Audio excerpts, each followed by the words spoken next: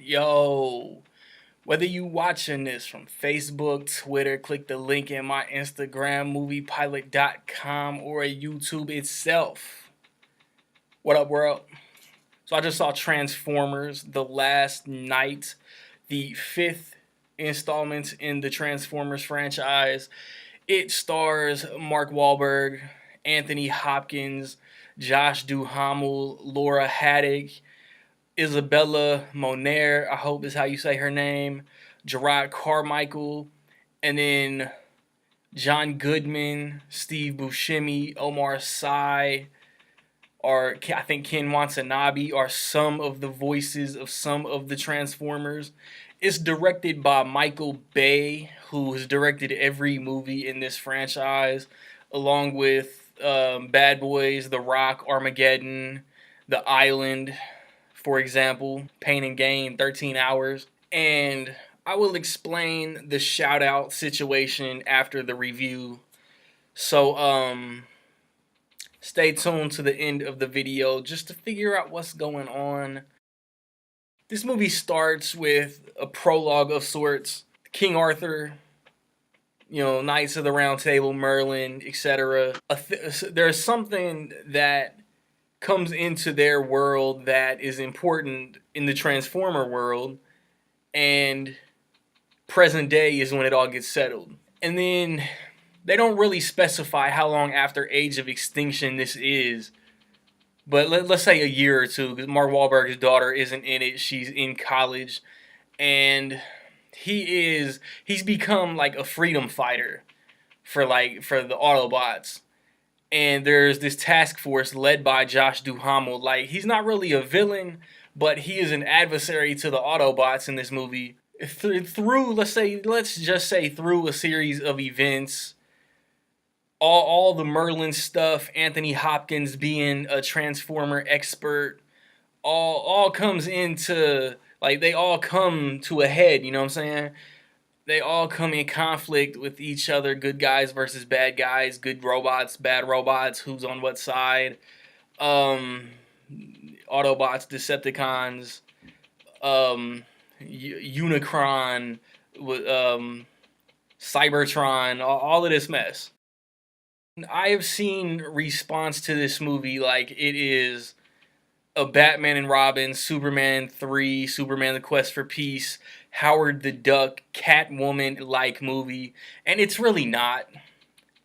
I I didn't really like it, but I didn't hate it. It was just there. I I have come to the decision that Michael Bay is in the Farrelly brothers, Adam Sandler mindset of movie making, man. He thinks he treats movies today like he did 20 years ago, and everything that worked 20 years ago is still going to work, or he likes it so it has to work, so it has to be cool. His idea of cool is just every explosion looks like a WWE wrestler's entrance. Like, every lead actress in every Transformers movie has to be done up with all the makeup and shit, looking like a rock star groupie. He has to have one Transformer that sounds like somebody pretending to be from the hood, like doing a hood accent and what they think somebody from the hood would sound like. And the humor doesn't work, man. Bumblebee, like Anthony Hopkins and Bumblebee have this one exchange, and Bumblebee played a song. That was probably the funniest part in the movie, and I didn't even really laugh at it. And then there was something I can't remember right before or right after that was kind of funny too. Other than that, man, like, the humor doesn't work. The positive, the main positive I can give for this movie is that the effects look great, and that's about it, man. The dialogue is weak. The jokes are weak. The acting is fine. Laura Haddock, man, Star Lord's mom, has easily established herself as the most attractive chick in any of the five Transformers movies. They market this movie like Optimus Prime is going to be bad and he's going to be the main adversary that the Transformers have to fight. He's not, man. He's bad for a short period of time, and it's real cliche how they get him back on the good side. I feel like this movie, the fifth movie in this franchise, The Transformers had the least amount of screen time in all 5 movies, and then I feel like there wasn't that much action in it either. The last night subtitle really only takes effect for like the last 15-20 minutes, and then they market this movie as the final chapter in the saga, the final chapter in the Transformers universe, when months ago, maybe even a year ago, they announced Transformers 6. They announced the Bumblebee spin-off prequel that comes out next year. It's not the final chapter, so it's false advertisement to try to get people to see how it ends. It's like Paramount saw it and knew it wasn't good, so what can we say to get asses in seats, to get money in our pockets? Oh, the final chapter. It's not the final chapter, man. Michael Bay, ever since like Dark of the Moon, has said this is the last one I'm gonna direct. He'll direct 6. It'll be just as good or a little worse than this one. And Gerard Carmichael was so wasted. The same way T.J. Miller was wasted in Age of Extinction. Gerard Carmichael is wasted on poor dialogue in this movie, man. Gerard Carmichael is hilarious, and he doesn't fit in this movie because the dialogue sucks. And like Mark Wahlberg has said, this is his last Transformers because I wouldn't say he phoned it in, but he wasn't as good as he was in Age of Extinction. His performance wasn't as strong, so he was just doing it to fulfill his contract and get the fuck out of here. Most of the cast is better than this movie, just because it's to the point that like they're running out of ideas, just like Pirates of the Caribbean. Like it's time to put a nail in this franchise. Come on, man! Like the third one, the Transformers were involved in the moon landing. The fourth one, the Transformers were involved in the extinction of dinosaurs. And then this movie goes back and says that the first time the Transformers were on Earth was during King Arthur's age, negating everything the fourth one said about dinosaurs.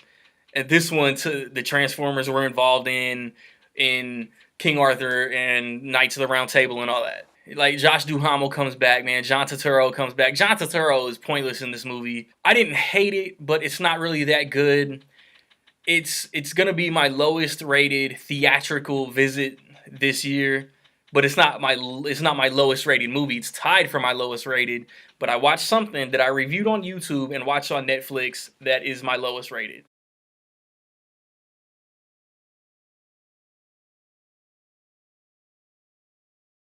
With all that being said, man, I will say that Transformers: The Last Night is straight.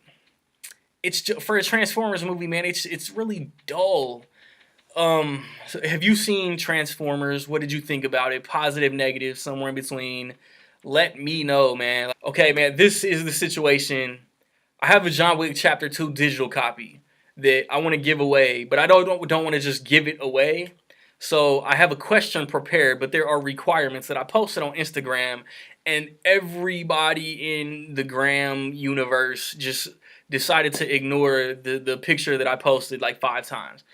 Um, prove like show me that you're subscribed to the YouTube channel, and for the code, I just want to know your guess. How much will Transformers make over its 5-day opening weekend? It came out on Wednesday, so your 5-day total guess. Closest guess will get the code if you can show me that you are subscribed to my channel.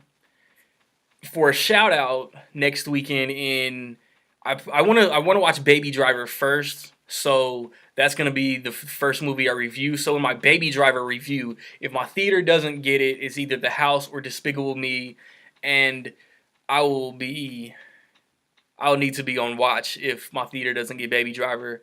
That's one of my most anticipated movies for the rest of the year. Just same question, man. For a shout out, but for the shout out, you got to be within 2 million, man.